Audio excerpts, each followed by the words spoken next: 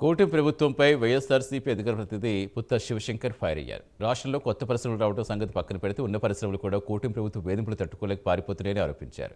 Tata power project, వెబ్సోల్ project రాష్ట్రం నుంచి వెళ్ళిపోవడానికి ఎవరు కారణమో చెప్పాలని డిమాండ్ చేస్తారు. 20 లక్షల ఉద్యోగాలు పూర్తి వివరాలు ఇవ్వలేకపోతే కనీసం 10% ఉద్యోగ వివరాలైనా పబ్లిక్ డొమైన్లో పెట్టాలని సవాల్ చేశారు.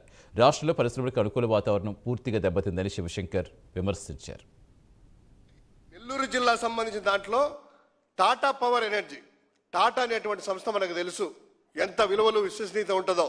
అటువంటి కంపెనీ దగ్గర 6,675 కోట్ల పెట్టుబడితో 10 గిగావాట్ల విద్యుత్ సంబంధించిన ప్రాజెక్టులు పెట్టి అంతా ఉంటే 1000 మందికి ప్రత్యక్షంగా, అనుబంధ పరిశ్రమల ద్వారా 1000 మందికి ఉపాధి ఇచ్చే విధంగా వైఎస్ జగన్మోహన్ రెడ్డి గారి హయాంలో ఈ నెల్లూరు సంబంధించినటువంటి ఇఫ్కో ఎస్సీజెడ్లో ఏర్పాటు చేస్తే వీళ్ళ వేధింపులు తట్టుకోలేక, వీళ్ళకు కప్పం కట్టలేక ఆ పరిశ్రమ గత నెలలోనే ఒడిశాకు పారిపోవడం మనం చూసాము.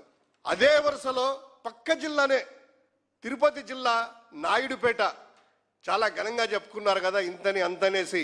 వీళ్ళు కప్పం కట్టమని ఏదైతే రాయితీలు ఇచ్చామో మొత్తం మాకు కట్టమన్నారా, మేం కప్పం కట్టలేము ప్రభు, మేము వెళ్ళిపోతామని చెప్పి రాత్రికి రాత్రే తట్టా బుట్టా సర్దుకొని పాపం వెస్ట్ బెంగాల్కి వెళ్ళిపోయారు వీళ్ళు. ఒకటి నెల్లూరు